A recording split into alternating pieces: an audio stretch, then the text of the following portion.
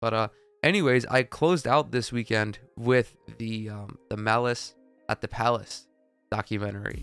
And dude, what a fucking insane 70 minutes that little flick was. For anyone who doesn't know, Malice at the Palace is probably the most infamous night in NBA history. It was November 15th, something like that. It was November of 2004. Pacers traveled to Detroit in a matchup of the Eastern Conference Finals from the year before. As everybody knows, the 2004 Pistons won the NBA championship, and to get there, they had to go through the Indiana Pacers. Long story short, a huge brawl happens at the Palace of Auburn Hills. Players are in the stands, fans are getting the shit kicked out of them, the players are getting shit thrown at them. Jermaine O'Neal got a fucking chair tossed his way, which was fucking brand new to me. And Netflix, I forgot who the director was. I forgot the director's name, but he did an absolutely fantastic job. It gave us a lot of backstory, which I think is something that's never really discussed when talking about the Malice at the Palace. And I just feel like the Palace in and of itself, like that whole incident, is kind of like the Voldemort of the NBA world. Like, he who shall not be named. And the players, whether it's Ron Artest, Ben Wallace, Steven Jackson, Jermaine O'Neal, Reggie Miller, like these guys are all just so fucking tired of talking about it. And Steven Jackson even says, like, right before he goes on camera, he's like, this is the last time I'm talking about this. It's like, I'm done. I'm after this point, get this on camera. I'm done talking about the Malice at the Palace. And I can't say I blame them, because it was a fucking hugely traumatic event for, like, I don't even want to say everybody involved, but definitely the players more so than anybody else. So again, to just continue this recap, late in the game, the Pacers are beating the shit out of the Pistons. And I'm not one for following like the unwritten rules, but generally what happens in an NBA game is that if you are up by double digits in the final, 2-3 minutes of a game, I'm talking like 15, 16, 17, 18 points, you will generally take the starters out of the game. It's a sign of you taking the foot off the gas, yes, but more so than that is it's preventing any potential injuries, because the last thing you want is for one of your players, if you're a contending team, or just any team in general, if you're a contending team, you don't want one of your guys to suffer a freak injury that, potentially puts him out for the rest of the season. So the Pacers at this point still had all their guys on the court. Jamal Tinsley, who again, the purpose of this documentary was to really just illuminate the situation. And I think I just need to preface this by saying that I still to this day 100% side with how the players reacted. I always knew that the players were antagonized by the Pistons fans. Looking at it, from an outside perspective, especially back then, it's like, oh, it's easy to see how you could condemn the players, but I never felt that way. I've always been of the opinion that if you buy a ticket to go to a sporting event or a concert, it's like, I get that you're spending your hard-earned money to go there, but you do have to respect the people that you're going to see, because they are just that. They're people. And even to this day, there is this rampant issue with dehumanizing athletes, which I think is just like, it blows my mind. And even more so back then, because the athletes weren't as readily accessible to everybody. There was no social media. There was no Instagram. There was no Twitter. This is before Facebook and YouTube, which are two of the oldest. I think they are the two oldest social media networks. You didn't have guys being able to sit and do podcasts together where they could talk freely about certain things. Like, the athletes, they were seen as, they almost seemed like they were beyond human. And you couple that with these incredible physical feats that they're doing, and how a lot of them are larger than life. I mean, they're 6'5", 6'6". They're huge guys, super strong freak athletes who are doing things that regular people can't do. And that attributed to, I think, just how shittily they were treated. But it gets to a point where Jamal Tinsley turns to Ron Artest and he's like, you can get your foul. So I guess like Ron Artest was itching to do a hard foul, and he goes and does it against Ben Wallace, of all people. And as we know, Ben Wallace is not someone who is ever gonna back down from competition. So he gets fouled hard. He pushes Ron Artest, and then from that point forward, shit basically hits the fan.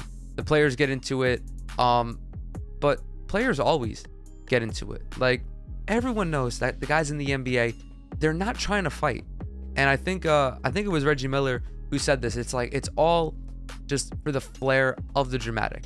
No one's trying to fight. Or I think it was either Reggie or Steven Jackson. But we all know that the NBA players, they're all friends with one another, or for the most part, they're all friendly with one another. Like, you're not trying to fight, dude. You're playing a game. It's another day at the office for you. You don't want to get into a fist fight unless someone says something that warrants you initiating a fist fight. So there's pushing, there's shoving, there's shit talking. And then ultimately, what escalates the situation is that a fan throws a water bottle at Ron Artest. Ron Artest gets up, runs into the stands, and ultimately fucking starts beating the shit out of somebody who didn't even incite the riot, which is the fucking crazy part. And then from then, Steven Jackson's in the stands. I don't know if Jermaine O'Neal went to the stands, but just know that Ron Artest was there, Steven Jackson was there, players were in the stands beating the shit out of fans. There was this one scene where these like 5 dudes are trying to hold back Ron Artest, and this one guy comes up and I think throws another beer or something at Artest, and Steven Jackson just fucking flies into the frame and goes, and he wallops this dude. I'm in my room watching this and I burst out laughing because it was something out of a fucking cartoon. He flew in like Superman and just mollywopped this guy. So it keeps progressing, of course, for whatever reason, there was no police force present, which mind-blowing. Can't really say I'm surprised. And then, you know, everyone's trying to fucking break up the situation, and really nothing's happening. So this one fucking dickhead, this guy Charlie Haddad, who is a bona fide piece of trash, an actual shit stain on just like Pistons fandom, because I know the majority of Pistons fans are not assholes like this fucking guy. So this Oompa Loompa looking ass motherfucker, for whatever reason, has the balls to waddle onto the court after Artest just gets done beating the shit out of whoever in the stands, and he walks up to Ron Artest with a clenched fist and is getting ready to fight. Like, he is dead ass ready to fight. He, you know, at some point, him and Artest get into it, and then this guy, I don't even have a word to describe it. This single brain-celled organism has the audacity to play the victim when Jermaine O'Neal runs up and quote-unquote sucker punches him. Like, dude, how are you going to initiate a fight with someone and then play the victim? He's like, oh, I gotta go to the hospital, I gotta get x-rays because my fat face is fucked up, and yeah, I'm down pretty bad, I need an x-ray. I'm like, dude, you need, like, you can just tell when no one has ever, like, been in a fight before, or, like, ever had their ass beat at anything. And this looked like one of those dudes. He played a vital role in everything that went down at the Palace. And Charlie Fathead, thinks that it was okay. And then he even talked about how the Pistons did a lifelong fan really dirty. Like, dude, why did you agree to do this interview? Why would you agree to the documentary if you knew that you were gonna look like a piece of human garbage? Because there was nothing redeemable about what he said. Every time he was on camera, he was not remorseful for what he did. He didn't, as far as I remember, apologize for anything. He just wanted to play the victim because he got sucker punched by Jermaine O'Neal. And there was another guy, the other colossal piece of shit, John Green, who was the guy who threw the water bottle or whatever the fuck it was at Ron Artest. And ultimately started this riot. And then he does this and scurries out of the way and lets this other dude get his ass beat by Ron Artest. And then, you know, he's doing a press junket about it, sitting down with interviewers after fucking like calling up to the police station, admitting that he did it, and then being like, oh, you know what, you guys, you can actually talk to my lawyers. I don't want to do this right now. And I'm like, dude, how many, like, what happened to all of your brain cells? Where did they go? Where did they go? Did they just fucking, were they in the water bottle that you threw?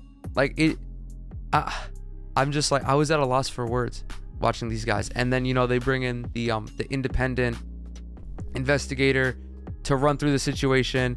And this was after the NBA had already levied their punishments. But I want to just get through the investigator portion because I was so disappointed with how the NBA did this. So, you want to know what? Let's get this out of the way right now. So this happens and it's making its rounds, and every news outlet, I've never seen this in the history of corporate media. Every news outlet was chastising the players. CNN was doing it. ESPN was doing it. ABC was doing it. Fox News was doing it.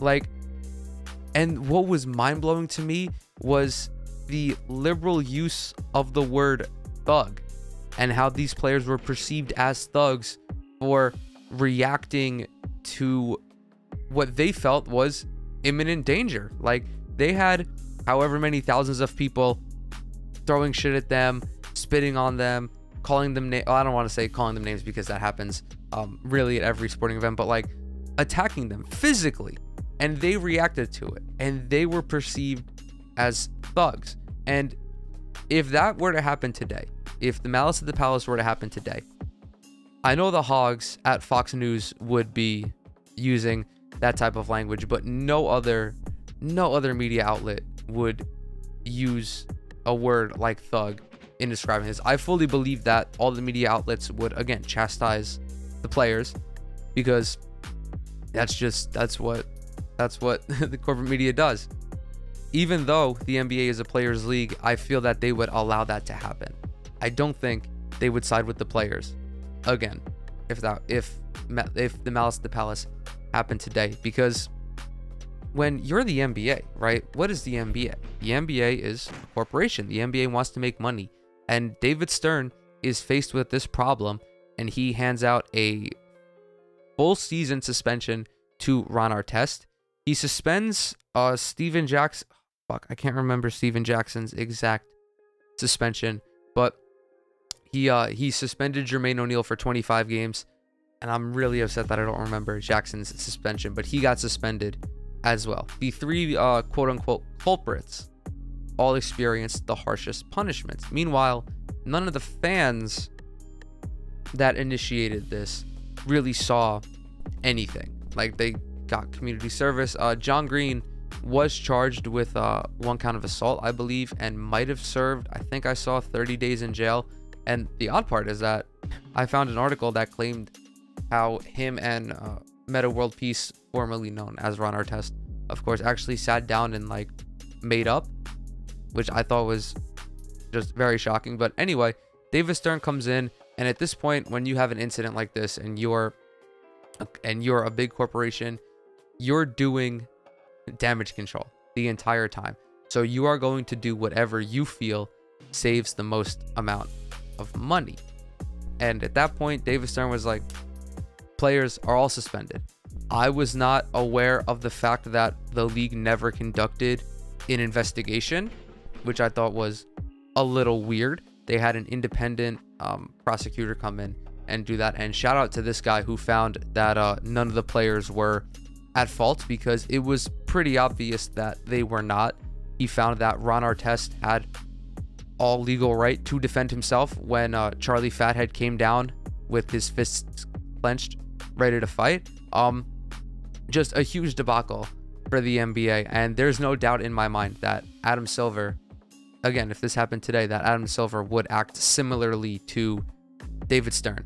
I don't know about the implementation of the dress code. I thought that was definitely all just for optical reasons. Like the whole bullshit with hip hop is influencing the youth, how they come up and they don't know how to follow rules, and how these multimillionaire athletes are pampered. And it's like you have just an incalculable amount of audacity to sit on a nationally syndicated program and think that you don't have the right to defend yourself in a violent situation just because you make a lot of money or because you play a sport. Like, it is an actual fucking brainlet take to have. Like, negative brain activity is going on. If I put nodes on your temples, it would just, I don't know how the recognition system works in that regard, but there would just be nothing happening. The doctors would look at the screen and be like, interesting. Nurse Patty, are you sure the nodes are connected? Because I'm not seeing any brainwaves. And she'd be like, yeah, no, they're just dumb.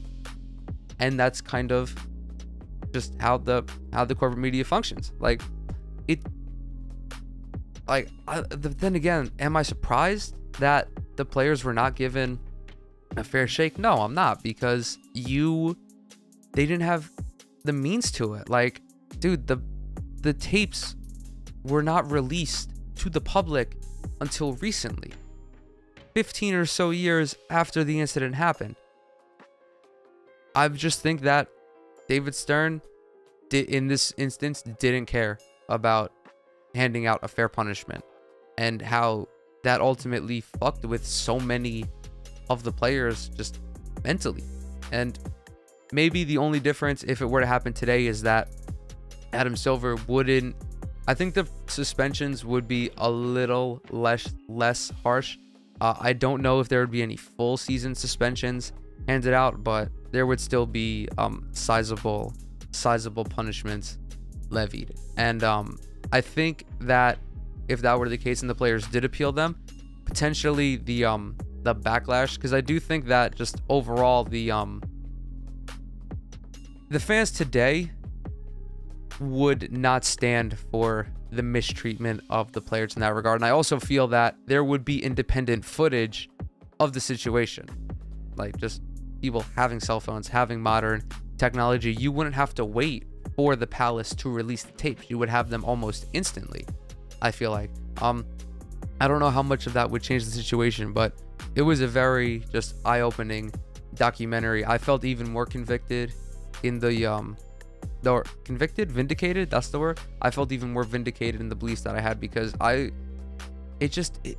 dude, I've gone to a handful of sporting events. I've gone to multiple basketball games at the Barclays Center, at Madison Square Garden. I've gone to various hockey games at Madison Square Garden. Like, never once has it appeared to me, or has it dawned on me, to just assault somebody, whether it be verbally, definitely not physically. I mean, this is like, as a fan, you are almost obligated to make things uncomfortable for the opponent, for the opposing team of the game that you're attending.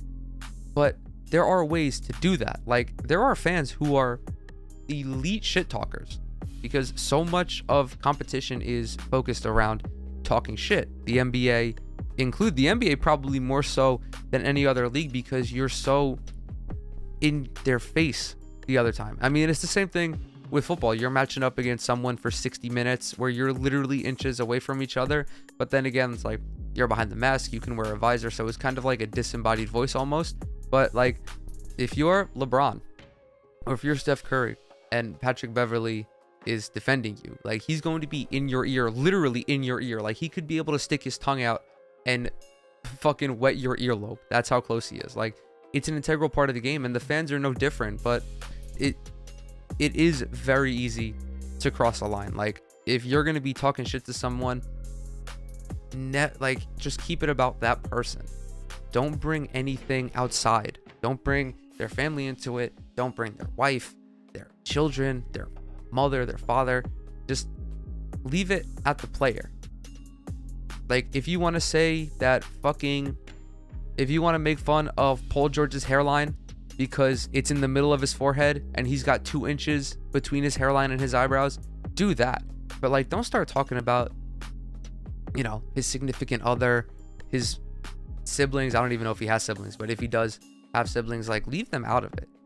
And never, ever, ever throw anything at the players. Like, sports fans are so fucking dumb a lot of the time. I mean, it happens to this day. You have like Eagles fans, or I don't know which Philadelphia team it was, but you have like an Eagles fan or a Phillies fan, like, they spit on babies and they throw batteries at Santa or some shit like that. Either they threw a battery at a baby or they spit on a baby, something like that. And then you have Knicks fans, most recently, who are using racial slurs when talking towards Trae Young. At least I'm pretty certain it was him. I try not to remember the dumb shit that so many fans do just because they're on this fucking high because they're at some sort of sporting event. Like, dude, what a fucking roller coaster. What a fucking roller coaster that shit was, dude. I highly recommend it, though, for any basketball fan. I think it's necessary viewing because it's very much like The Last Dance, where it is a very well documented incident that is seminal to what the NBA is today. Like, it really did play a massive role in just how the NBA conducts business, you know, like fan player relations. I think actually I totally forgot to mention this, but the craziest part about that is that the director of operations at the Palace during this time talked about how there were certain season ticket holders who were overtly rambunctious and they were going to revoke their season tickets. Like, you don't get special privileges because you pay for something, especially when there are other people involved. Like, I just go there, enjoy the game, have a few beers, but don't get fucking wild. Like, this whole thing where it's like, oh, you know, you're with your friends, you're drinking, you get a little wild. Like, you could just not. It's really simple. You could just go there, drink a beer or two, sit back and enjoy the game, talk a little smack here and there, but like, don't fucking throw a water bottle at somebody. Don't detach a chair and toss it at Jermaine O'Neal. Like, you're just a fucking dickhead at that point. Like, you're just straight up a shitty human being. Like, I don't know, dude. I don't know. Like, it's so hard for me to reconcile with how, like, that could even happen. But I'm not surprised because I know that people are fucking dickheads. But anyway, must watch TV for any basketball fan. And with that, I'm glad that took like 25 minutes to talk about. That was fucking awesome because there was really like nothing happening in the NBA world.